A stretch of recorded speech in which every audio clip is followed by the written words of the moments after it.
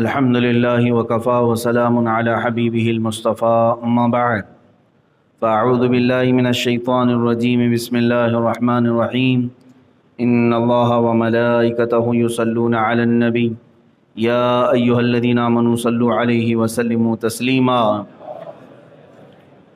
اللهم صل على سيدنا ومولانا محمد معدن الجود والكرم وآلہ وأصحابہ الکرام وابنہ الکریم وبارک وسلم صلاة دائمة سرمدا ابدا۔ بسم اللہ الرحمن الرحیم وإذا جاءهم أمر من الأمن أو الخوف أذاعوا به ولو ردوه إلى الرسول وإلى أولي الأمر منهم لعلمه الذين يستنبطونه منهم ولولا فضل الله عليكم ورحمته لاتبعتم الشيطان إلا قليلا فقاتل في سبيل الله لا تكلف إلا نفسك وحرض المؤمنين عسى الله أن يكف بأس الذين كفروا والله أشد بأسا وأشد تنكيلا صدق الله مولانا العظیم۔ اور جب ان کے پاس کوئی بات اطمینان یا ڈر کی آتی ہے اس کا چرچا کر بیٹھتے ہیں، اور اگر اس میں رسول اور اپنے ذی اختیار لوگوں کی طرف رجوع لاتے تو ضرور ان سے اس کی حقیقت جان لیتے یہ جو بعد میں کاوش کرتے ہیں، اور اگر تم پر اللہ کا فضل اور اس کی رحمت نہ ہوتی تو ضرور تم شیطان کے پیچھے لگ جاتے مگر تھوڑے۔ تو اے محبوب اللہ کی راہ میں لڑو، تم تکلیف نہ دیے جاؤ گے مگر اپنے دم کی، اور مسلمانوں کو آمادہ کرو، قریب ہے کہ اللہ کافروں کی سختی روک دے، اور اللہ کی آنچ سب سے سخت تر ہے اور اس کا عذاب سب سے زبردست ہے۔ یہ دو آیات ہیں جو ابھی تلاوت ہوئی۔ اس سے قبل اللہ تبارک و تعالیٰ نے قرآن حکیم کے متعلق یوں فرمایا افلا یتدبرون القرآن، قرآن میں غور و فکر کیوں نہیں کرتے؟ اور کیا قرآن اللہ رب العزت کی کتاب نہیں؟ اگر یہ اللہ کے علاوہ کسی دوسری کی کتاب ہوتی تو اس میں زبردست تم اختلاف دیکھتے ہیں، ایک آیت دوسرے آیت سے ٹکرا رہی ہوتی، یہاں کچھ اور معنی وہاں کچھ اور معنی ہوتا۔ یہ اللہ کی کتاب ہے جس کی ساری آیات پوری لا کر کے تم ٹکرا نہیں سکتے، یعنی معنی کے اعتبار سے کہیں پر بھی ایک دوسرے میں تضاد ٹکراؤ نہیں ملے گا پورے قرآن پاک میں۔ آج جو آیات بینات ہم نے تلاوت کی، اس میں اللہ تبارک و تعالی فتح اسلام کے متعلق ارشاد فرماتا ہے، یعنی مسلمانوں کی جب کبھی فتح ہوتی ہے یا کبھی انہیں شکست ہوتی ہے تو ہوتا یہ تھا کہ بعد میں آ کر کے لوگ چرچے کرتے، یعنی جیسے ایک جہاد میں بدر کے میدان میں مسلمان گئے اور فتح ہو کر کے لوٹے، اور پھر احد میں گئے تو نقصان اٹھا کر کے آئے۔ پہلی جنگ جو جنگ بدر تھی اس میں بہت عظیم فتح اللہ نے عطا فرمائی، بہت عظیم فتح، جس میں صرف 14 صحابہ اکرام رضوان اللہ تعالیٰ علیہم اجمعین شہید ہوئے، اور کافروں کے 70 لوگ مارے گئے اور 70 قیدی بن کے آئے، 140 لوگوں کا نقصان، جبکہ تعداد میں وہ 1000 سے زیادہ تھے اور یہ 313 تھے۔ تو اللہ تبارک و تعالیٰ کی ایک روشن نشانی تھی ان کے لیے کہ اللہ ان کی مدد میں ہے۔ لیکن دوسری جو جنگ احد ہوئی اس میں پلٹ گیا مسئلہ، 70 صحابہ کی جانیں گئی جنگ احد میں، اور کافروں کا نقصان اتنا نہیں ہوا جتنا مسلمانوں کا ہوا۔ اب یہاں پر جو آیت آئی ہے آج جو میں نے تلاوت کیا، اس میں ہوتا یہ ہے کہ فرمایا گیا کہ جو فتح کی بات ہے اسے بیان کرو گے تو مسلمانوں میں اور حوصلہ پیدا ہوگا، لیکن شکست کی بات کرو گے تو لوگوں کے دل ٹوٹ جائیں گے اور کافروں میں جو ہے حوصلہ پیدا ہوگا۔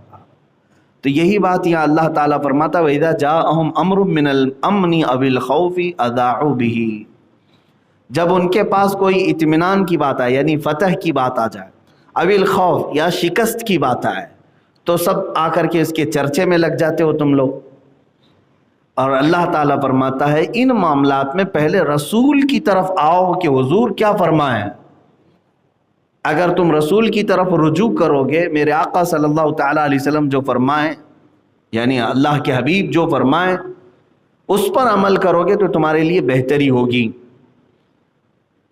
اب یہاں پر اکابر صحابہ جو صاحب رائے ہیں ان سے بھی فرمایا گیا کہ تم رجوع کرو. مفسرین نے فرمایا اس آیت میں دلیل ہے، اور یہ بھی معلوم ہوتا ہے کہ ایک علم تو وہ ہے جو بنص قرآن حاصل ہو، اور ایک علم وہ ہے جو قرآن و حدیث سے ملتا ہو.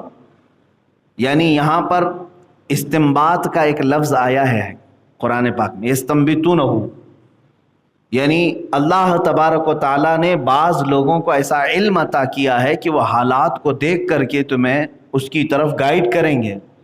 ان کی طرف رجوع کرو. رسول کی طرف آنے کا حکم دیا گیا اور اہل علم کی طرف. دو باتیں اس آیت میں آئی ہیں، وَلَوْ رَدُّوهُ إِلَى الرَّسُولِ وَإِلَى أُولِي الْأَمْرِ، رسول کی طرف آ جائیں تو اس کا مطلب ہوا کہ حدیث رسول. ابھی اگر حضور صلی اللہ تعالیٰ علیہ وسلم بظاہر آپ کے سامنے نہیں ہے تو اگر میں آپ کو کہوں حضور کے پاس چلے جاؤ تو کہاں جانا ہوگا آپ کو؟ حضور کی احادیث کی طرف. مثال کے طور پر آپ ایک نکاح کا مسئلہ لے کر کے آئے، میں نے کہا جاؤ حضور کے پاس، تو اس کا مطلب ہے آپ کو احادیث میں دیکھنا ہوگا میرا مسئلہ ہے کہ نہیں، حضور نے کیا فرمایا. اب دوسرے نمبر پر اسی آیت میں اللہ تعالیٰ فرماتا ہے وَإِلَىٰ أُولِي الْأَمْرِ مِنْهُمْ، اور تم میں جو اولو الامر ہیں ان کی طرف رجوع کرو. یہ اولو الامر کون ہے؟ حضور صلی اللہ تعالیٰ علیہ وسلم کے بعد جن کی طرف رجوع کرنے کا اللہ نے حکم فرمایا، اس کی مختلف توجیحات بیان کی گئیں. صحابہ اکرام جو اس زمانے میں تھے ان میں جو علم والے، زیادہ علم والے صحابہ تھے، اللہ نے چھوٹی عمر کے صحابہ ان کو حکم دیا کہ تم بڑے صحابہ کے پاس جاؤ جن کے پاس علم زیادہ ہے، ان سے رجوع کرو. صحابہ کا زمانہ ختم ہونے کے بعد تابعین کا زمانہ آیا، پھر ان کے بعد مجتہدین کا زمانہ آیا، امام اعظم ابو حنیفہ، امام شافعی، امام مالک، امام احمد بن حنبل اور بھی دیگر. تو عوام الناس کو حکم یہ دیا گیا کہ تم میں جو بڑے عالم دین ہیں ان کی طرف رجوع کرو، اپنے مسائل کے لیے ان کی طرف جاؤ. یہ قرآن کا حکم ہے، اور یہی رسم آج تک ہمارے درمیان چلی ہے کہ جب بھی کوئی مسئلہ ہمیں درپیش ہوتا ہے تو ہم دارالافتاء جاتے ہیں اور مفتی اسلام سے فتویٰ پوچھتے ہیں. یہ لوگوں کا، ہمارا کمیونٹی کا بنایا ہوا مسئلہ نہیں ہے، یہ قرآن کا مسئلہ ہے. قرآن نے مسلمانوں کو یہ حکم دیا کہ تم اہل علم سے رجوع کرو. اب میرے عزیزو، ایک بڑی بات میں آپ کو بتا دوں، جیسے حنفی، شافعی، مالکی، حنبلی جو ہوتے ہیں، یہ کیا ہے، کیوں ہوتے ہیں؟ یہ چار امام مشہور ہیں پوری دنیا میں. انہوں نے حدیثوں کو آسان کر کے امت کو پیش کیا. قرآن کی آیتوں سے ڈائریکٹ مسئلہ نکالنا مشکل تھا، انہوں نے مسائل نکالے اور پوری ایک کتاب بنا کر کے دی.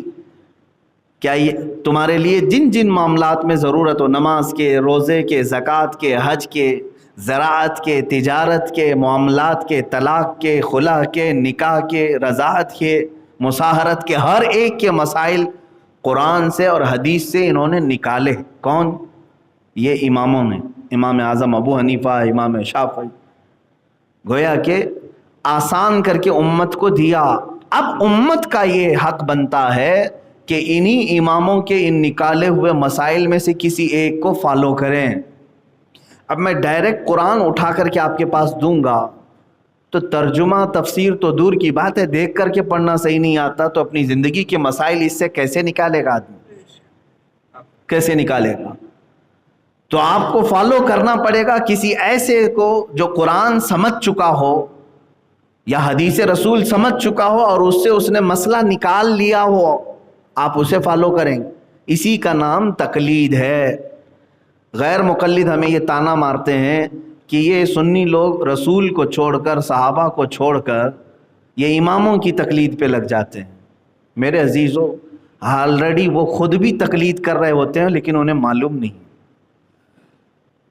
وہ خود بھی تقلید کر رہے ہیں لیکن بلیم صرف ہمارے اوپر ہوتا ہے.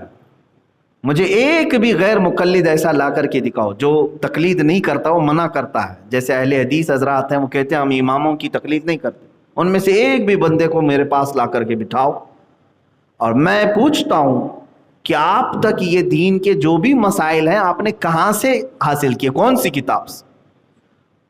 کسی نہ کسی کتاب سے انہوں نے تفسیر کو سمجھا، قرآن کو، قرآن کی تفسیر، کسی بھی تفسیر کو پڑھ کے ہی انہوں نے سمجھا. تو ظاہر سی بات ہے پھر آپ اس مفسر کی تقلید کر رہے ہو جس نے قرآن کی تفسیر کی. آپ حدیث رسول پڑھ کر کے مجھے بتا رہے ہو کہ اس حدیث میں ایسا کہا گیا ہے. میں ان سے پوچھوں گا یہ کس محدث کی کتاب آپ نے پڑھی؟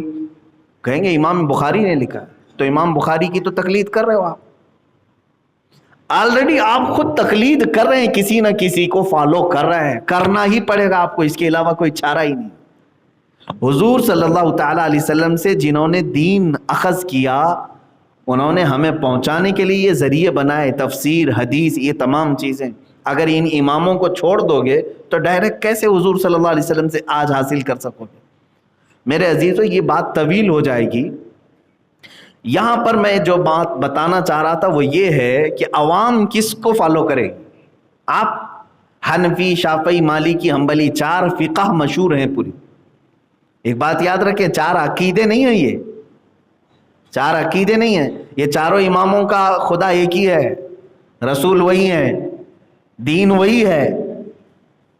سکولز آف تھاٹ، سوچنے کا انداز چاروں کا الگ الگ ہے. ایک ایگزامپل میں بتا دوں، قرآن میں ایک ہی آیت آئی ہے، وَامْسَحُوا بِرُؤُوسِكُمْ، وضو کے متعلق یہ ایک آیت ہے. وضو کرنے کے متعلق جو آیت آئی ہے اس میں کا ایک ورڈ میں پڑھ رہا ہوں خالی. ویسے تو اللہ تعالیٰ نے فرمایا فَاغْسِلُوا وُجُوهَكُمْ وَأَيْدِيَكُمْ إِلَى الْمَرَافِقِ وَامْسَحُوا بِرُؤُوسِكُمْ وَأَرْجُلَكُمْ إِلَى الْكَعْبَيْنِ. 4 فرض ہیں وضو میں نا. اپنا چہرہ دھو، اپنے دونوں ہاتھوں کو کہنیوں سمیت دھو، سر کا مسح کرو اور دونوں پیروں کو دھو. قرآن کی آیت ہے یہ، 4 فرض اس میں بتائیں. تو تیسرے نمبر پر جو لفظ آیا ہے حدیث قرآن کا، وَامْسَحُوا بِرُؤُوسِكُمْ، اپنے سروں کا مسح کرو، اپنے سروں کا مسح کرو. قرآن نے یہ نہیں بتایا کہ کتنے سر کا مسح کریں، آدھے سر کا کہ پاؤ سر کا کہ پورے سر کا. سر کا مسح کرو. اب آپ کو جب حکم دے دیا جائے، مثال کے طور پر میں اپنے کسی اسٹوڈنٹ کو کہوں پانی لے آؤ، تو وہ پانی لے کر کے آئے گا. جیسے 4 شاگرد تھے، 4 اسٹوڈنٹ تھے، میں نے 4 سے کہا پانی لے آؤ. اس میں سے ایک اسٹوڈنٹ جو ہمارا تھا، ایک شاگرد، وہ گلاس میں لے آیا، دوسرا لوٹے میں لے آیا، تیسرا بالٹی میں لے کے آیا، چوتھا برتن میں لے کے آیا. کیا انہوں نے نافرمانی کی؟ میری نافرمانی تو نہیں کی. وہ چاروں آئیں گے اور کہیں گے آپ نے صرف کہا تھا پانی لاؤ، یہ نہیں بتایا کہ کس میں لاؤ. پانی لانے میں سارے لوگوں نے ہمارے بات کو پورا کیا، گلاس والا بھی، لوٹے والا بھی، بالٹی والا بھی، برتن والا بھی، لائے تو ہیں پانی، حکم پر عمل کر لیا. قرآن نے کہا سروں کا مسح کرو، لیکن یہ نہیں بتایا کتنے سر کا مسح کریں. تو امام شافعی رحمۃ اللہ تعالیٰ علیہ نے اپنے ذہن سے یہ مسئلہ نکالا کہ سر جو ہے یہاں سے لے کر گردن تک، ادھر سے لے کے ادھر تک، اس میں سے 3 بال کو بھی اگر چھو لیا تو سر پر عمل ہو گیا. تو امام شافعی نے کہا اگر کسی نے اتنا سا ٹچ بھی کر دیا مسح میں تو اس کا مسح ہو گیا، قرآن پر عمل ہو گیا. اللہ نے فرمایا سر کا مسح کرو، ٹچ بھی کر. تو شافعی مذہب میں وضو کرنے کے وقت اگر کسی نے تھوڑا سا ٹچ کر دیا اتنا مسح میں تو اس کا مسح مکمل ہو گیا، کمپلیٹ. امام مالک نے کیا سوچا؟ انہوں نے دیکھا قرآن نے کہا سر کا مسح کرو، تو انہوں نے فرمایا سر جو ہے 2 بال 3 بال کو نہیں کہتے، یہ یہاں سے لے کر گردن تک، پھر یہاں سے لے کر یہاں تک جو پورا حصہ ہے، تو انہوں نے کہا پورے سر کا مسح کرنا پڑے گا. تو انہوں نے اپنی فقہ میں فرض کر دیا ایک بال بھی چھوٹنے نہ پائے، پورا سر مسح کرو. ان کے پورے سر کا مسح کرنا فرض ہے، اگر ایک بال بھی چھوٹ گیا تو مسح ہی نہیں ہوا ان کے. امام شافعی نے الگ سوچا، امام مالک نے الگ سوچا. امام اعظم ابو حنیفہ رحمۃ اللہ تعالی علیہ ان کے دونوں کے درمیان میں. ظاہر سی بات ہے سوچنے کا مطلب یہ نہیں ہے کہ بیٹھے بیٹھے کچھ بھی اٹکل پچھو مار دیں. ان کے پاس دلیل ہونی چاہیے کیوں سوچا آپ نے اس طرح سے. امام شافعی کے پاس اپنی دلیل ہے, امام مالک کے پاس اپنی دلیل ہے. امام اعظم ابو حنیفہ رحمۃ اللہ تعالی علیہ نے کہا کہ ہم یہ دیکھتے ہیں کہ حضور کیسے کرتے تھے, رسول پاک صلی اللہ علیہ وسلم, کیونکہ قرآن کو وہ زیادہ سمجھ سکتے ہیں. تو رسول کریم صلی اللہ تعالیٰ علیہ وسلم کے متعلق حدیثیں جب پڑھی کہ آپ وضو میں مسح کیسے کرتے تھے تو الگ الگ انداز ملے. حضور اکرم صلی اللہ تعالیٰ علیہ وسلم کے مسح کرنے کے انداز الگ الگ ملے. کبھی حضور نے پورے سر کا بھی مسح کیا ہے, پورے سر کا مسح کیا ہے, لیکن کچھ حدیثیں ایسی ہیں, حضرت مغیرہ بن شعبہ رضی اللہ تعالیٰ عنہ کی حدیث ہے, کہتے ہیں میں نے حضور صلی اللہ علیہ وسلم کو دیکھا, ایک مرتبہ آپ نے استنجا فرمایا اور ایک کچرے کا ڈھیر تھا اس کے قریب میں وضو کرنا تھا. حضور صلی اللہ تعالیٰ علیہ وسلم کو تشریف لائے, کھلی زمین تھی. حضرت مغیرہ بن شعبہ سے حدیث ہے, کہتے ہیں کہ پانی دیا گیا, حضور نے جیسا وضو تھا پورا کیا. مسح کا جو لفظ آیا ہے تو کہتے ہیں یہ جو پیشانی کی جتنی مقدار ہے, پیشانی کی جتنی مقدار ہے اتنی مقدار میں اپنے سر کا مسح کیا. یعنی امامہ شریف پہنے ہوئے تھے تو یہ 4 انگلیاں ہیں, امامہ کو پیچھے کر دیا اس طرح سے, تو 4 انگلیوں کا جو جتنا حصہ آتا ہے یہ پیشانی کی جتنی مقدار ہے اتنی مقدار سر کا مسح کیا. تو امام اعظم ابو حنیفہ نے دیکھا کہ یہ کتنا ہوتا ہے سر کا 1/4 ہے. یہ کیا ہے, یہ پاؤ سر ہے. تو اسی لیے فقہ حنفی میں کہا گیا 1/4 سر کا مسح کرنا فرض ہے, 1/4 سر کا مسح کرنا فرض, کیونکہ حضور سے یہ بھی ثابت ہے. پورے سر کا اگر فرض امام اعظم کہتے کہ پورے سر کا ہے تو پھر حضور سے یہ 1/4 سر بھی ثابت ہے, تو کیا حضور فرض چھوڑیں گے کبھی؟ تو یہ اسکولس آف تھاٹ جس کو کہتے ہیں, سوچنے کا انداز, دلیلوں کے انداز الگ الگ اماموں کے ہو گئے. یہ استنباط کرنے کے طریقے ہیں, قرآن سے اور حدیث سے مسئلے نکالنے کے طریقے ہیں. تو اب یہاں پر بات آئی, ایک امام شافعی وہ کہہ رہے ہیں 3 بال کو چھو لے تو مسح ہو گیا. انہوں نے بھی قرآن پر عمل کیا کہ نہیں؟ اللہ نے تو صرف اتنا فرمایا نا سروں کا مسح کا. امام مالک کہہ رہے ہیں پورے سر کا مسح کرو, وہ بھی قرآن پر عمل کیے کہ نہیں؟ تیسرے امام اعظم ابو حنیفہ ہیں, وہ کہہ رہے ہیں کہ 1/4 سر کا مسح کرو, وہ بھی قرآن پر عمل کر رہے ہیں کہ نہیں کر رہے ہیں؟ جیسے میں نے اپنے اسٹوڈنٹس کی مثال دی, 4 لوگ پانی لے کر کے آئے, میں نے خالی کہا پانی لاؤ, کوئی گلاس میں لایا, کوئی بالٹی میں لایا, کوئی لوٹے میں لایا, کوئی برتن میں لایا, لیکن سب لائے کہ نہیں لائے؟ حکم پر عمل ہو گیا. اسی طرح میرے عزیزو قرآن کی مطلق آیت پر یہ 4 اماموں کا عمل ہو گیا. رہ جاتے امام احمد بن حنبل, ان کا مسئلہ امام شافعی سے زیادہ ملتا جلتا ہی ہے, اس لیے زیادہ الگ سے بیان نہیں ہوتا. تو اب یہ تو مجتہدین کی بات ہوئی, یہ قرآن سے اور حدیث سے کیسے مسئلے نکالتے. ایک ایگزامپل میں نے یہ دے دیا, اور بھی کئی مسائل ہیں, ایسے کئی مسائل ہیں. ان اماموں کے مسائل نکالنے کا طریقہ. اب آپ کس کو فالو کریں گے؟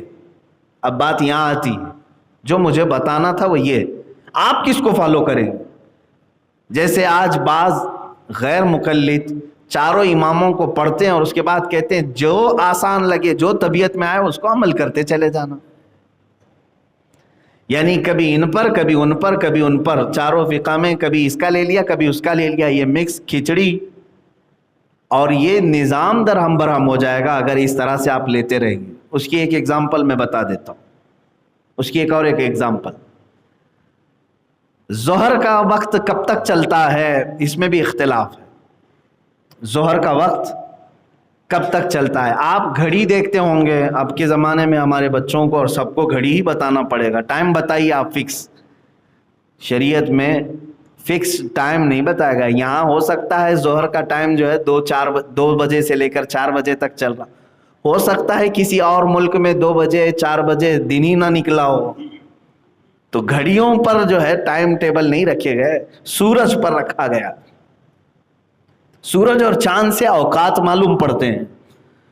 ظہر کا وقت جو ہے اس کو انداز کیسے کریں گے آپ کے کب تک باقی ہے، یہ ایک سدا بہار فارمولہ ہے. گھڑی بند بھی ہو گئی تمہاری، دن نکلا ہوا ہے تو آپ معلوم کر سکتے. کھلے میدان میں آئے، ایک لکڑی آپ نے زمین پر گاڑ دی، اس طرح سے زمین پر ایک لکڑی گاڑ دی. ایک 4 انچ کی یا 6 انچ کی ایک چھوٹی سی لکڑی آپ نے لی، جتنی بھی آپ کی مرضی. اس کا سایہ پڑتا ہے کہ نہیں پڑتا ہے؟ جیسے ہی آپ کھلے میدان میں سورج جب چمک رہا ہو لکڑی گاڑیں گے تو اس کا سایہ پڑے گا. یہ دوپہر کے بعد کی بات ہے. اب دیکھیں سایہ جو ہے کتنا پڑ رہا ہے، اب وہ آپ کو ناپنا پڑے گا. میں نہیں ہوں، لکڑی لگائی، اس کے بعد سایہ یہاں تک آیا، کبھی یہاں تک آیا، کبھی یہاں. دیکھتے ہوں گے نا آپ، دوپہر کے وقت چھوٹا سایہ رہتا ہے اور کبھی بڑھتے بڑھتے لمبا بھی ہو جاتا ہے. آپ پریکٹیکلی اس کو دیکھ سکتے ہیں. آپ نے یہ لکڑی لگا کر کے سائے کو دیکھا اور وہاں نشان لگا دیا. اب اس لکڑی کو نکال کر کے ناپ کے دیکھیں کہ اس لکڑی کے کتنے گنا زیادہ یہ سایہ ہوا ہے. ایک سایہ اس کا اصلی سایہ ہے، یعنی 6 انچ کی لکڑی ہے تو 6 انچ کا سایہ اس کا اوریجنل سایہ.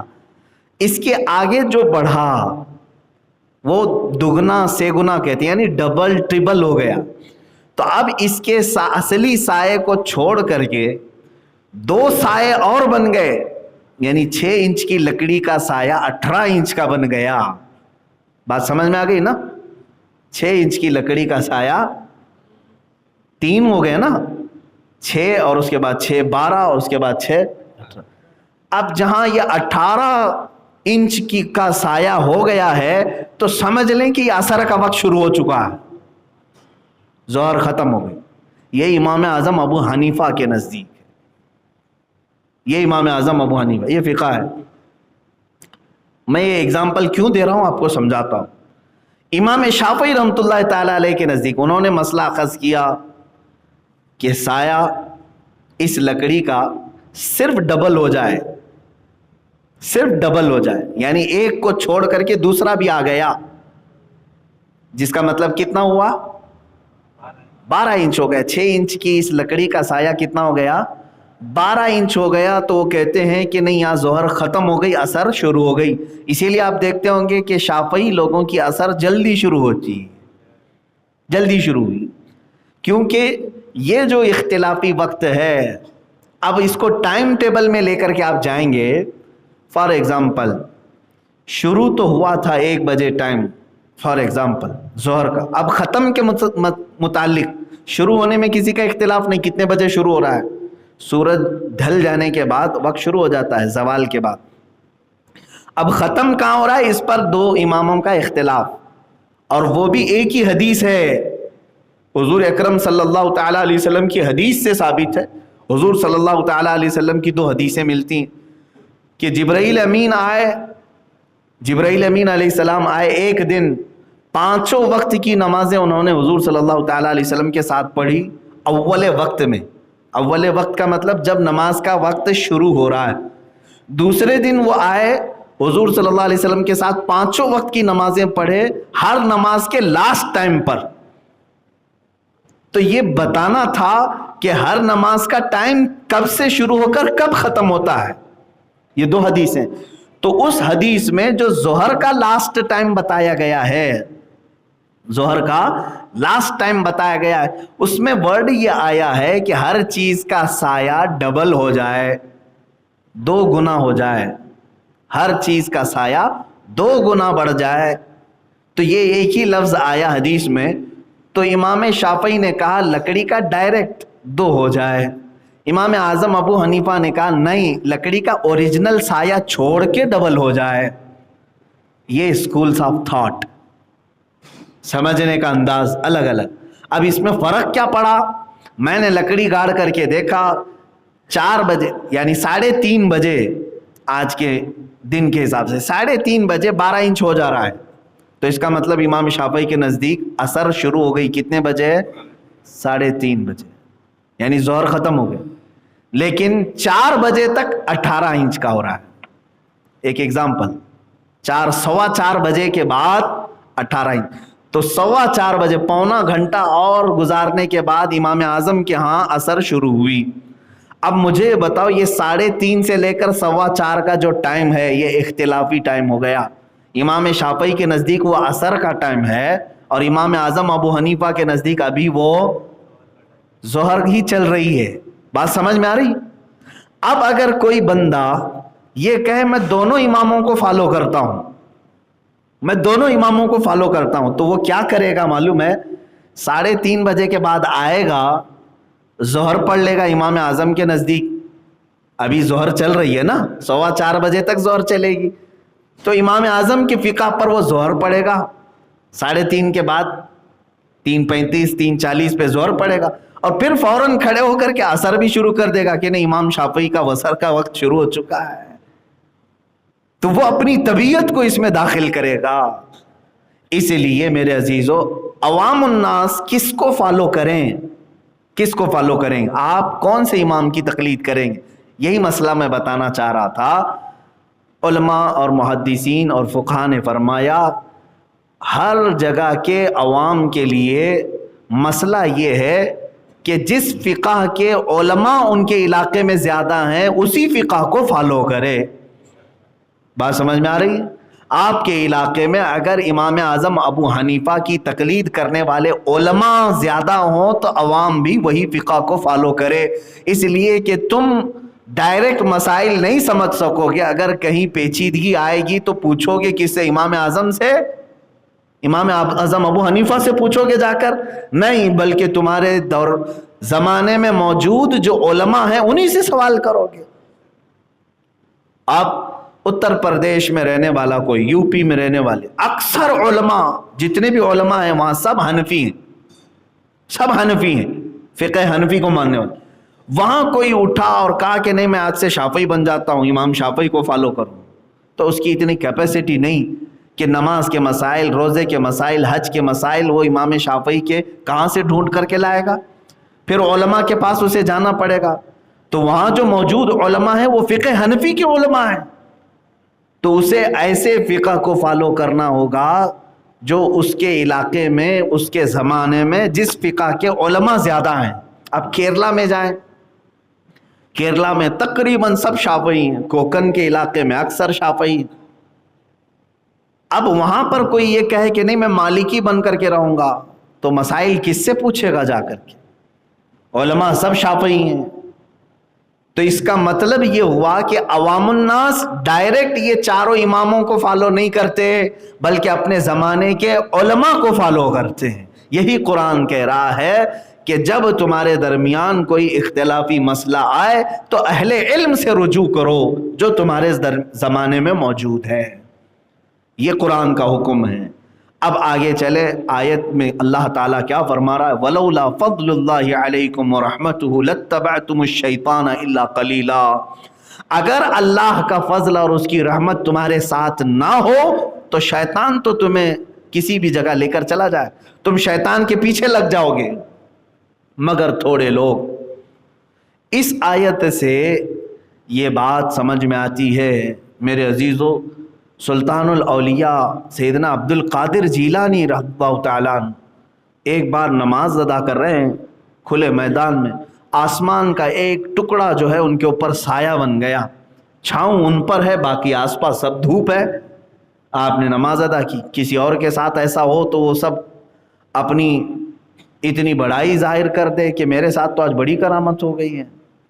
آسمان کا ٹکڑا صرف سایہ ہی نہیں بنا بلکہ اس سے آواز بھی آنے لگی۔ کیا آواز آنے لگی کہ اے عبد القادر، میں تیرا خدا ہوں، میں نے تیری عبادت کو پسند کیا، میں نے آج سے تجھ پر جتنے حرام تھے سب حلال کر دیا، جو کچھ بھی تیرے لیے حرام تھے ساری چیزیں میں نے حلال کر دیا، تیرے لیے شراب حلال ہو گئی، عورتیں سب حلال ہو گئی۔ یہ اس ابر کے ٹکڑے سے آواز آئی۔ حضرت سیدنا عبد القادر جیلانی رضی اللہ تعالیٰ عنہ فوراً نماز کے بعد کہتے ہیں کہ یہ آواز میرے رب ذوالجلال کی طرف سے ہرگز نہیں ہو سکتی ہے۔ جو چیز میرے مصطفیٰ کریم صلی اللہ تعالیٰ علیہ وسلم کے لیے حرام ہو گئی ہو، عبد القادر کے لیے وہ کیسے حلال ہو سکتی؟ اور قیامت تک کے لیے کوئی حلال نہیں کر سکے گا. یہ جواب حضرت سیدنا عبد القادر جیلانی کا ہے. جھوٹے 2 نمبر پیر اپنے لیے بہت ساری چیزیں حلال کر لیتے اور وہ کہتے ہمارا معاملہ الگ ہے. تمہارا معاملہ کیسے الگ ہو سکتا ہے؟ نمازیں معاف کر کے بیٹھے ہوئے ہیں بہت سارے لوگ. پیر صاحب نماز کیوں نہیں پڑھتے؟ کہا نہیں ہم تو کعبے میں پڑھتے ہیں، آپ کو نظر نہیں آتے. تو کھانا یوں کیوں کھاتے ہو؟ کھانا یہاں کیوں کھاتے ہو؟ سوتے یہاں کیوں؟ یہ ان کے ایسے پیروں کے لیے جو نماز کعبے میں پڑھنے کی بات کرتے ہیں، مدینے میں پڑھنے کی بات کرتے ہیں، 2 دن کھانا دینا بند کر دو ان کو. کہو حضرت آپ جب نماز کے لیے مکہ جائیں وہیں سے کھجور کھا کے آ جائیں، زمزم پی کر کے آ جائیں، کھانا وہیں کھا کر کے آ جائیں. میرے عزیزوں مجھے ایک بھی ایسی روایت بتا دو کہ ہمارے اتنے بڑے اکابر اولیاء کاملین میں کسی نے نماز قضا کی ہو. سرکار غریب نواز رضی اللہ تعالیٰ عنہ، حضرت سیدنا عبد القادر جیلانی رضی اللہ تعالیٰ، کبھی ان کی ایک نماز قضا کیا ہے انہوں نے جان بوجھ کر؟ یا اپنے کسی مرید سے کہا ہے کہ تم نماز نہ پڑھو میں تجھے بخشوا دوں گا، معاف کرا دوں گا؟ مجھے ایک روایت ایسی بتا دو. جب وہ پیران پیر ہو کر، بڑے ولی ہو کر، کبھی انہوں نے ایسا اعلان نہیں کیا. تو پھر یہ حرام حلال سب استعمال کرنے والے 2 نمبر کے جعلی پیر کیسے کہہ سکتے ہیں کہ تو نماز نہ بھی پڑھے تو میں تجھے معاف کرا دوں گا، میں ہوں نا تیرے پیچھے؟ بہت سارے مرید اسی بات میں ہیں، پیر صاحب بخشوا دیں گے. کہاں بخشوائیں گے؟ وہ خود جہنم میں جا رہے ہیں اپنے بدعمالیوں کی وجہ سے. عزیزان گرامی، حضرت سیدنا عبد القادر جیلانی رضی اللہ تعالیٰ عنہ جب یہ آواز سنتے ہیں تو جواب کیا دیتے ہیں؟ یہ میرے خدا کی ہو ہی نہیں سکتی، میرے رب کی طرف سے نہیں ہو سکتی یہ چیز. یہ تو ابلیس ہے، شیطان ہی ہے جو مجھے بہکانے کی کوشش کر رہا ہے. تو وہ بادل کا سایہ جو تھا وہ دھواں بن کے چلا گیا. شیطان اتنا بھی کر سکتا ہے، اندازہ کرو. وہ آسمان پر ابر بن کر کے تمہارے اوپر چھاؤں لا سکتا ہے، اس کا مطلب یہی ہوا نا. وہ ہوا ہو گیا، دھواں ہو کر کے ختم ہو گیا. اور پھر ابلیس لعین سامنے آیا، کہا پہچان لیا تو نے عبد القادر؟ تو بہت بڑا عالم ہے، بہت بڑا عالم ہے تو، اور تیرے علم نے تجھے آج بچا لیا. اگر تو عالم دین نہیں ہوتا تو میں تجھے گمراہ کر دیتا. اب سنو، سرکار عبد القادر جیلانی رضی اللہ تعالیٰ عنہ کہا کہ اے ابلیس لعین، تو دوبارہ مجھے گمراہ کرنا چاہ رہا ہے. میرے علم نے نہیں بچایا، اللہ کے فضل نے بچایا. وہی رب تعالیٰ فرماتا وَلَوْلَا فَضْلُ اللَّهِ عَلَيْكُمْ وَرَحْمَتُهُ لَاتَّبَعْتُمُ الشَّيْطَانَ. اگر اللہ کا فضل اور اس کی رحمت تمہارے ساتھ نہ ہو تو تم تو شیطان کے پیچھے لگ جاؤ گے. یہ اللہ کا فضل ہے جو ہمیں بچایا ہوا ہے. اسی لیے میں نے اعوذ باللہ من الشیطان الرجیم کی تفسیر میں یہ عرض کیا تھا شروع میں. مفسر شہیر حضرت حکیم الامت احمد یار خان نعیمی رحمۃ اللہ تعالیٰ علیہ نے بھی اس کو بیان فرمایا کہ ہم قرآن پڑھنے کے وقت اعوذ باللہ کیوں پڑھتے ہیں؟ تعوذ جس کا مطلب ہوتا ہے نا، میں پناہ مانگتا ہوں، اے اللہ تیری پناہ مانگتا ہوں. کس سے؟ شیطان مردود سے. ہم ہمیشہ پناہ مانگیں. اور آپ تو یہ سوچتے ہوں گے کہ صرف قرآن پڑھنے کے وقت تعوذ پڑھنا چاہیے، بلکہ ہمارے بزرگوں نے بہت ساری زندگی میں عملیات بھی بتائے ہیں کہ تعوذ پڑھو آپ.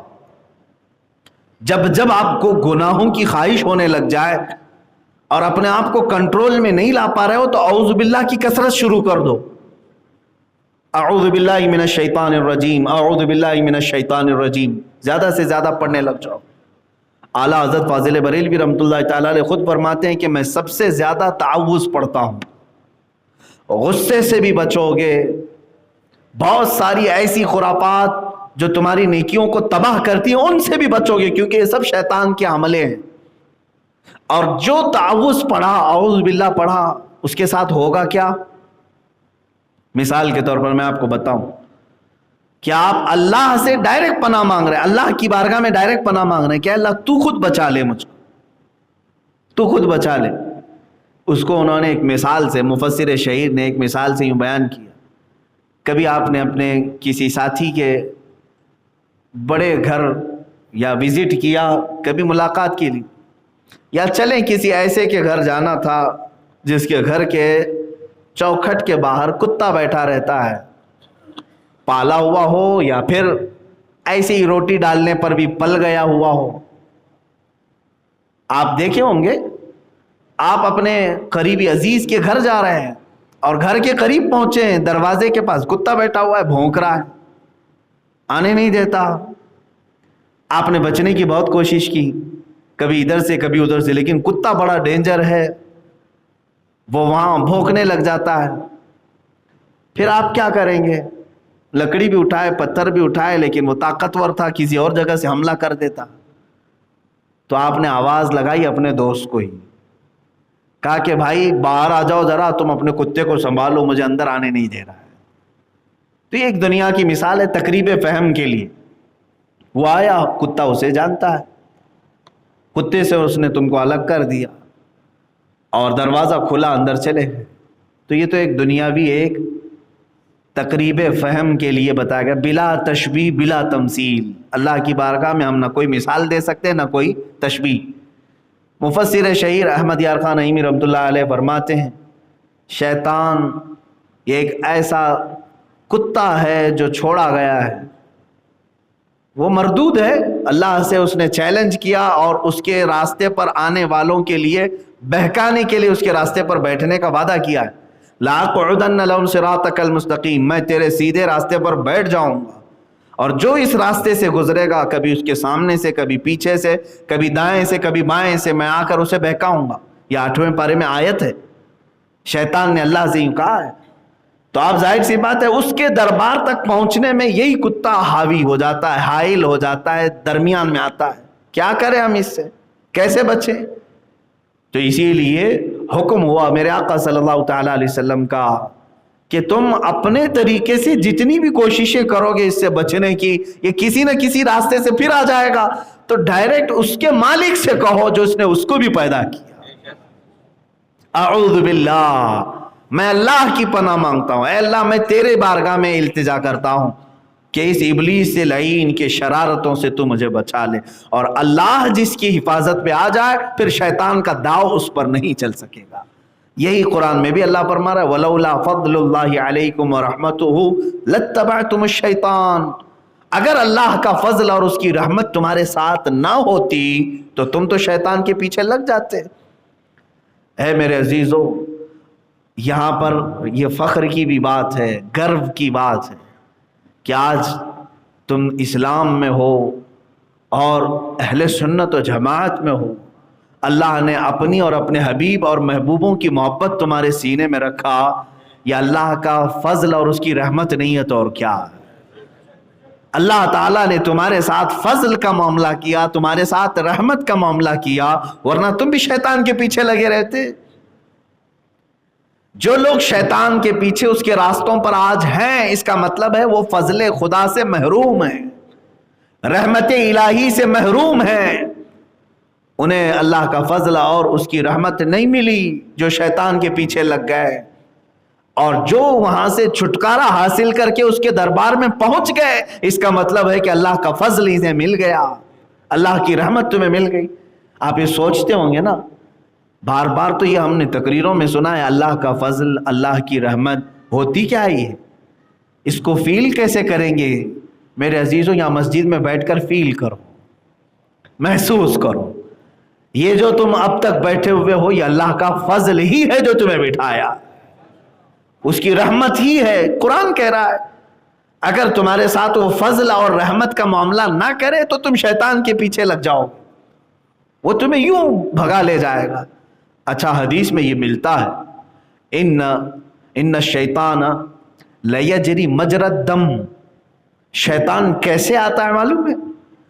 تمہارے جسم میں اتنی تیز دوڑتا ہے جیسے خون دوڑتا ہے. خون کی بھی رفتار اتنی نہیں ہوگی جتنا شیطان تمہارے جسم میں ہلچل کرتا ہے.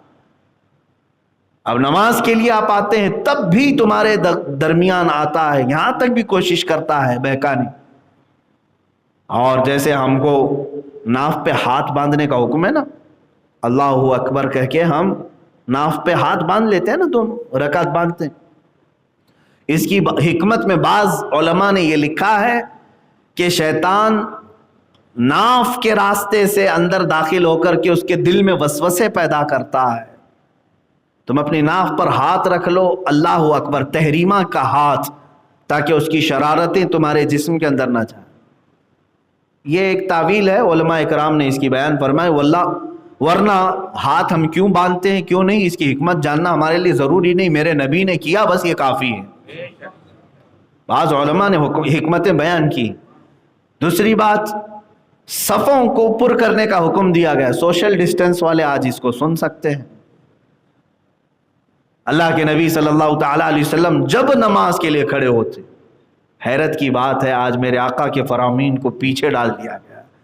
ارے کورونا کی امامت چل رہی ہے، کورونا کی جماعت چل رہی ہے، میرے نبی کی امامت اور میرے نبی کی جماعت کہاں ہے؟ پھر بھی اللہ کا فضل ہے جو ہم بچے ہوئے ہیں۔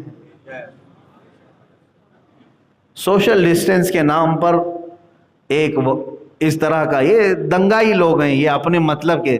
میں آج یہ کورونا کو صرف اتنا ہی سمجھ رہا ہوں، یہ ہفتہ وصولی والے جس طرح گنڈوں کے پاس ایک کوئی چیز ہوتی تھی، ویسے ہی ان کے پاس، گورنمنٹ کے پاس ایک کورونا نام کی چیز آ گئی ہے۔ بس فرق کچھ بھی نہیں، یہ لیگل گنڈے ہیں، وہ انلیگل گنڈے ہوتے تھے۔ بس یہی، جہاں تمہیں ٹارگٹ کرنا ہو، کورونا ہے، یہ کراؤڈ الاؤڈ نہیں ہے۔ باقی چاہے تم 50,000 کی ریلی کر لو، الیکشن کر لو، سب چلے گا۔ تو یہ وہی ہفتہ وصولی والا جو سسٹم ہوتا تھا، یا پھر یوں سمجھ لیں کہ کچھ لوگ تمہارے گھروں کو اگر ختم کرنا چاہیں تو تمہیں اللیگل بتا بھی سکتے ہیں۔ ایک بار پولیس پکڑ لے تو تمہاری گاڑی میں لائسنس سے لے کر اس کے ٹائر، اس کے پیٹرول، اس کے دھواں، پالیوشن، سب چیزوں کو دکھانا جتنا دکھاتے جاؤ کچھ نہ کچھ ملتا جاتا ہے۔ تو جسے ٹارگٹ کرنا ہے 150 کے لیے، اس کے پاس کوئی نہ کوئی چیز مل جاتی ہے۔ اسی طرح سے کورونا کو آج یوز کیا جا رہا ہے۔ خیر، سوشل ڈسٹینس کی بات آئی، میں یہاں کیوں کہہ رہا تھا، وہ بات یہ ہے کہ اللہ کے نبی صلی اللہ تعالیٰ علیہ وسلم جب امامت کے لیے کھڑے ہوتے تو آپ پیچھے مڑ کر کے صفوں کو دیکھتے اور ارشاد فرماتے، استووا صفوفکم، سووا صفوفکم۔ بہت سارے اماموں نے یہ کہنا بھی چھوڑ دیا، یہ سنت ہے، رسول پاک صلی اللہ تعالیٰ علیہ وسلم کی سنت ہے۔ شروع میں بعض لوگوں نے مجھ سے یہ سوال کیا تھا کہ آپ نماز پڑھانے سے پہلے کیا بولتے ہیں، اور ہم نے کبھی یہ اس طرح سے نہیں دیکھا، آپ کیوں الگ سے کوئی نئی نماز پڑھا رہے ہیں؟ نہیں میرے عزیز، کچھ بھولی ہوئی سنتوں کو زندہ کرنا چاہ رہے ہیں۔ رسول کریم صلی اللہ تعالیٰ علیہ وسلم کی عظیم سنت مبارکہ تھی، صفوں کو درست کرتے۔ جب تک صفیں درست نہیں ہوتی نماز قائم نہیں کرتے۔ الگ الگ الفاظ ہیں حدیث پاک میں، تراسو، حضور فرماتے کندھے سے کندھا ملا لو، وسد الخلل، فرماتے کہ خلل، بیچ میں جو گیپ ہے اس کو پورا کر دو، تھوڑا سا بھی گیپ مت رکھو۔ نبی فرما رہے ہیں سد الخلل، عربی کا لفظ ہے، آپ دیکھ لیں کہیں پر بھی ڈکشنری میں، جس کا مطلب ہوتا ہے چھوٹے سے بھی گیپ کو پورا کرو۔ اور تم اس نبی کے فرمان کو پلٹ کر کہہ رہے ہو سوشل ڈسٹینس، دور ہو جاؤ، ٹچ نہ کرو ایک دوسرے کو۔ تو شریعت کس کی ہے؟ اللہ کے رسول صلی اللہ تعالیٰ علیہ وسلم۔ میرے آقا صلی اللہ تعالیٰ علیہ وسلم کیا وہ حکیم نہیں تھے؟ حضور اکرم صلی اللہ تعالیٰ علیہ وسلم کو یہ بات نہیں معلوم تھی کہ کسی دوسرے کے کندھے کو ٹچ کرنے سے بیماری آ سکتی ہے معاذ اللہ؟ کیا تم ان سے بھی بڑے حکیم ہو رسول پاک صلی اللہ علیہ وسلم سے؟ میرے عزیز، جس کو کرنا ہے وہ کرے، جس کو کرنا ہے وہ کرے۔ لیکن جہاں تک میری بات ہے، مجھ سے اگر پوچھو گے، میں اس چیز کا قائل نہیں ہوں۔ میں اگر جماعت میں کھڑا رہوں، مجھ سے اگر کوئی ٹچ نہیں ہونا چاہتا ہے وہ جائے دور، لیکن میں اس کی دعوت ہرگز نہیں دوں گا، اس لیے کہ میرے نبی نے خلل پورا کرنے کا حکم دیا ہے۔ اب سنو، کیوں خلل پورا کرو؟ یہ گیپ کیوں بھرو؟ یہ گیپ کو کیوں کمپلیٹ کرو؟ کیوں کہا گیا ہے کہ صفوں کے درمیان کوئی جگہ خالی نہیں ہونی چاہیے؟ رسول کریم صلی اللہ تعالیٰ علیہ وسلم کی دوسری حدیث ہے جس میں فرمایا، اگر تم نے صف کے درمیان فرجہ کہتے ہیں کشادگی رکھی، گیپ رکھا، تو فرمایا گیا کہ اس جگہ شیطان آ جائے گا جو دونوں کے دلوں میں وسوسہ پیدا کرے گا۔ ادھر بھی اور ادھر بھی، اور دونوں کی نمازوں کو خراب کرے گا۔ میرے عزیزو، یہ اسلام ہی ہے جو تمہیں کندھے سے کندھا لگانے کا بھی حکم دیتا ہے اور دل سے دل ملانے کا بھی حکم دیتا ہے۔ آپ ہرگز یہ نہ سمجھیں کہ میرے بغل میں کھڑے ہونے والا کوئی غریب ہے، مجھ سے ٹچ کیسے ہو رہا ہے، نہیں۔ ہم نے اسلام کو دیکھا ہے کہ جہاں صدیق اکبر کھڑے ہوتے ہیں ان کے بغل میں بلال حبشی بھی کھڑے ہو جاتے ہیں۔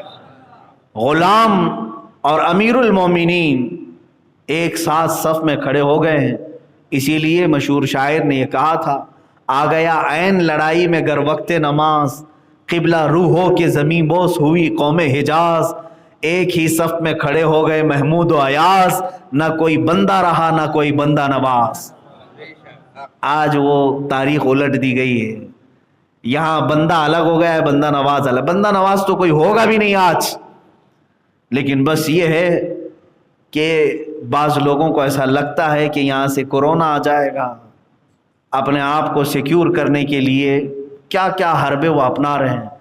اچھا، میرے پاس کچھ لوگوں کی ڈیٹیلز ہیں، میں مذاق نہیں کرنا چاہتا، لیکن افسوس ہے مجھے، جو لوگ بہت زیادہ خوف زدہ تھے اس میں، اور سینیٹائزر سے انہوں نے صرف ہاتھ نہیں، میرے خیال سے پورا جسم بھی دھو لیا ہوگا تقریباً، میں مبالغہ نہیں کرنا چاہتا، لیکن زیادہ سے زیادہ وہ کھانے کے برتنوں کو تک بار بار ہر چیز سے پوچھ کر مسجدوں میں نہیں آئے اور سوشل ڈسٹینس کا بہت خیال رکھا، لیکن میں نے ان کے جنازے بھی پڑھے، آج وہ موجود نہیں، اسی بیماری نے انہیں جکڑ لیا، اسی بیماری میں مر گئے۔ یہ تمام احتیاط بھی ان کو بچا نہیں سکے، نہیں بچا سکے۔ جب یہ معلوم ہی ہے کہ موت و حیات اللہ کے دست قدرت میں ہے، تو مومن کو چاہیے کہ احتیاط کرے، احتیاطی تدبیر رکھے، لیکن اتنا بھی زیادہ نہیں کہ تمہیں چھوت چھات والے معاملات آ جائیں، چھوت چھات کے یہ سب معاملات آ جائیں۔ باپ اپنے بیٹے کو چھونے سے ڈرے، ماں اپنے بیٹے کو اٹھانے سے ڈرے کہ باہر جا کر کے آیا ہے فلاں نہ ہو جائے۔ یہ تمام چیزیں آج کی ڈالی ہوئی ہیں، حالانکہ میرے عزیزو یہ ٹاپک میرا چینج نہ ہو جائے۔ بہرحال میں یہ کہنا چاہ رہا تھا کہ شیطان تمہیں ہر جگہ حملہ کرنے کی کوشش کرے گا، اگر اللہ کا فضل اور اس کی رحمت تمہارے ساتھ نہ ہو تو تم اس کے پیچھے لگ جاؤ، یہاں تک کہ بستر پر تمہارے شیطان آتا ہے، کھانے کے برتن میں شیطان آتا ہے، استنجا خانے میں شیطان رہتا ہے، تمہارے ہر جگہ پر شیطان آ رہا ہے۔ اگر اللہ تمہاری حفاظت نہ کرے، فضل اس کا نہ ہو، تو پھر تم شیطان کے پیچھے لگ جاؤ۔ کھانے میں شامل ہوتا ہے، بستر میں شامل ہوتا ہے، اسی لیے فرمائے گا نا، جب بھی تم بستر بچھاؤ سونے کے لیے اس کو 3 مرتبہ جھاڑو، اعوذ باللہ من الشیطان الرجیم اور بسم اللہ الرحمن الرحیم پڑھ کر کے بستر پر لیٹو، ورنہ پوری رات شیطان تمہارے ساتھ رہے گا، کھیلے گا، برے برے خیالات لائے گا، نفس امارہ جو شرارتیں کرتا ہے، شیطان بستر پر ہوتا ہے، سینے پر سوار ہوتا ہے، گندے وسوسے ڈالتا ہے۔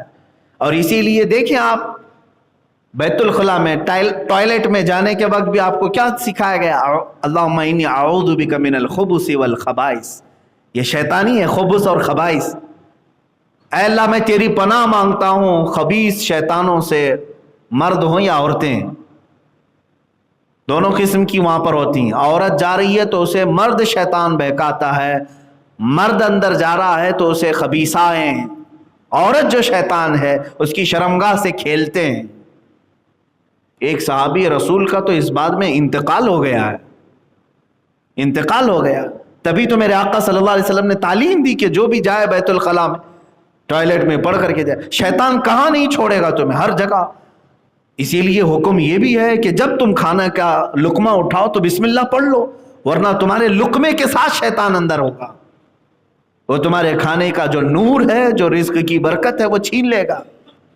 اور اگر بھول بھی گئے شروع میں بسم اللہ، تب بھی میرے آقا نے فرمایا جس وقت یاد آئے، آخری لقمہ بھی تمہارا اگر بچہ ہو تو بسم اللہ پڑھ لو، بسم اللہ فی اولی و آخری پڑھ لینا، یہ بسم اللہ بتائے گا، بسم اللہ فی اولی و آخری۔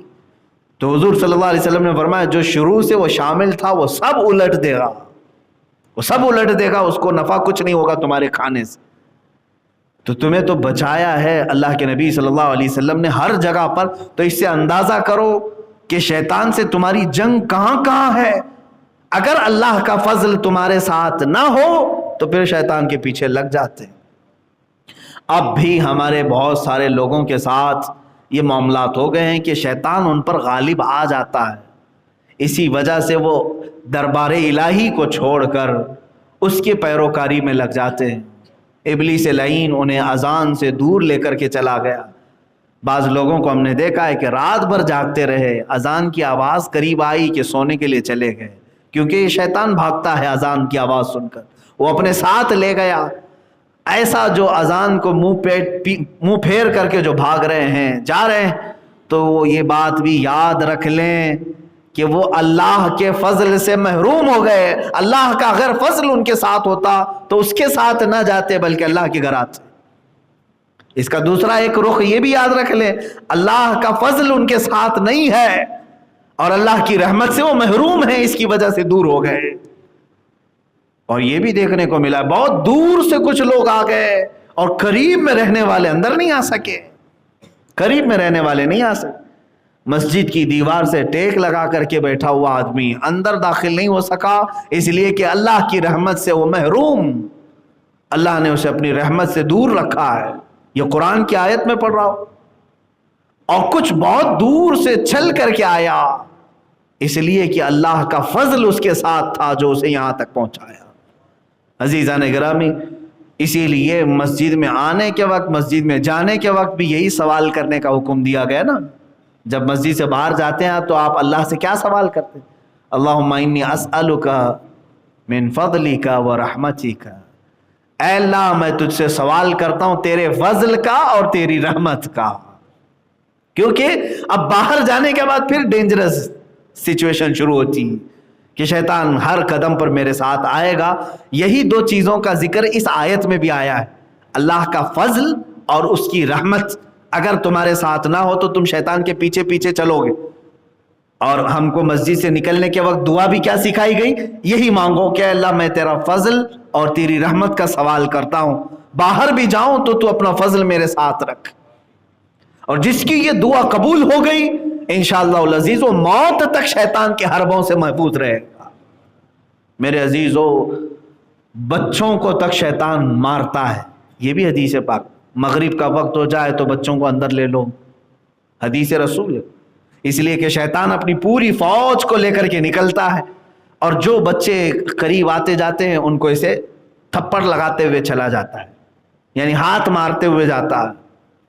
اور جس بچے کو وہ ہاتھ مارتا ہے، چاہے وہ سر پہ مارے، جسم پر مارے، اس کو دو اثرات شروع ہوتے ہیں۔ ایک یا تو ضدی پن یا پھر شرارت شروع کر دیتا ہے۔ شرارت وہ بھی آؤٹ آف لیول، بعض بچوں کی شرارت ہو جاتی ہے لیول سے بڑھ کر، چھوٹی موٹی شرارتیں تو سب کی ہوتی ہیں، ضدی پن آتا ہے، شرارتیں زیادہ ہو جاتی ہیں، یا پھر تھوڑا سا بچہ سمجھدار ہے تو اس کے ذہن میں خرافات آ جاتی ہیں، جو بڑے لوگ نہیں کرتے وہ بچہ کرنے لگ جاتا ہے، غلیظ حرکتیں کرنے لگ جاتا ہے۔ یہ شیطان کا مس ہے، یعنی اس کا تماچا ہے یا اس کا جھاپڑ سمجھ لو، تھپڑ سمجھ لو جو لگ جاتا ہے۔ اسی لیے حکم دیا گیا مغرب سے پہلے بچوں کو اپنے گھروں میں لے لو۔ ہمارے محلوں میں تو مغرب کے بعد بچوں کو باہر نکالتے ہیں۔ انگلینڈ میں آج بھی، انگلینڈ برطانیہ میں آج بھی پولیس ڈپارٹمنٹ کی طرف سے یہ کہا گیا ہے کہ جو نابالغ بچے ہیں وہ مغرب کے بعد باہر نہ دکھائی دیں۔ جرائم پر کنٹرول کرنے کے لیے رات سے پہلے بچوں کو اندر لینے کا آرڈر دیا گیا۔ چند سال پہلے کی ایک خبر میں نے پڑھی تھی۔ میرے عزیزو، بچوں کو یہاں پر بہکاتا ہے، جوانوں کو الگ، بوڑھوں کو بھی الگ، یہاں تک کہ موت کے منہ میں جا رہے ہوتے اس وقت تک بھی بہکاتا ہے۔ اس وقت بھی جب تم موت کے منہ میں جا چکے ہو، قریب ہے کہ روح نکلنے والی ہے، تب بھی وہ سرانے کے پاس کھڑا رہتا ہے اور ہاتھ میں میٹھا پانی، ٹھنڈا پانی لے کر کھڑا رہتا ہے۔ وہ کہتا ہے کہ تیری ساری تکلیف دور ہو جائے گی، سارا تیرا یہ جو نزع کا معاملہ ہے ختم ہو جائے گا، بس ایک بار میری بات سن لے۔ جس خدا کی تو عبادت کرتا تھا وہ جھوٹا ہے اور میں سچا ہوں، معاذ اللہ۔ دیکھ تجھے وہ آج تکلیف میں چھوڑ دیا اور تیری طرف وہ دیکھتا بھی نہیں، میں تو تیرے پاس پانی لے کر کے آیا ہوں، ٹھنڈی ہوائیں چلاؤں گا۔ جو کمزور ایمان والا ہے وہ پانی کی آس میں اگر اس کو کہہ دے کہ تو ہی سچا ہے، تو جیسی وہ کہے گا وہ شیطان پیالہ پٹک دے گا اور اس کی روح نکل چکی ہوگی، کفر پر موت ہو گئی۔ پوری زندگی عبادت کرتا رہا لیکن موت سے تھوڑی دیر پہلے شیطان نے اس کو کافر بنا دیا۔ پانی کا ایک قطرہ بھی نہیں پلائے گا، وہ جھوٹا پانی ہوتا ہے، پانی ہوتا ہی نہیں، شعبدہ بازی، دکھائی کچھ اور دیتا ہے۔ تو مجھے بتاؤ میرے عزیزوں، ہماری جنگ تو موت کے منہ میں جانے تک شیطان کے ساتھ ہے، اور آپ اتنے ہلکے میں لے کر کے اگر اس کو آسان زندگی گزارنے لگیں تو سمجھ لو کہ پھر خاتمہ کیسا ہوگا، خاتمہ کیسا ہوگا۔ اسی لیے ڈرتے رہو اور اللہ کے فضل اور اس کی رحمت کا سوال ضرور کرو کہ اے اللہ میں تیرے فضل اور تیری رحمت کا سوال کرتا ہوں۔ اور اللہ نے جب یہ فرما دیا تو حق بات ہے، اللہ خود فرما رہا ہے وَلَوْلَا فَضْلُ اللَّهِ عَلَيْكُمْ وَرَحْمَتُهُ لَاتَّبَعْتُمُ الشَّيْطَانَ إِلَّا قَلِيلًا۔ اگر اللہ کا فضل اور اس کی رحمت تم پر نہ ہوتی تو شیطان تمہیں لے جا چکا ہوتا، شیطان کے پیچھے تم لگ چکے ہوتے۔ اے اللہ جس طرح آج تک تو نے ہم پر فضل کیا ہے، دین اسلام پر قائم رکھا ہے، اہل سنت و جماعت پر رکھا ہے، تیرے حبیب کا اور تیرے محبوبوں کا سچا ہمیں معتقد بنایا ہے، ان کی محبت رکھا ہے، قرآن کی عظمت ہمارے سینوں میں بٹھائی ہے، قرآن کا احترام تو نے آج ہمیں دیا ہے، تو یہ سب تیرا فضل ہے مولا۔ اب بقیہ زندگی میں ہم صرف سوال یہ کرتے ہیں کہ جس طرح تو نے حق دین پر ہمیں رکھا ہے، قبر میں جانے تک ہم سب کو حق دین پر قائم رکھ۔ یا مقلب القلوب ثبت قلوبنا علی دینک یا اللہ، اے دلوں کو پھیرنے والے خدا ہمارے دلوں کو ہمیشہ تو اپنے دین پر قائم رکھ۔ وآخر دعوانا الحمدللہ رب العالمین۔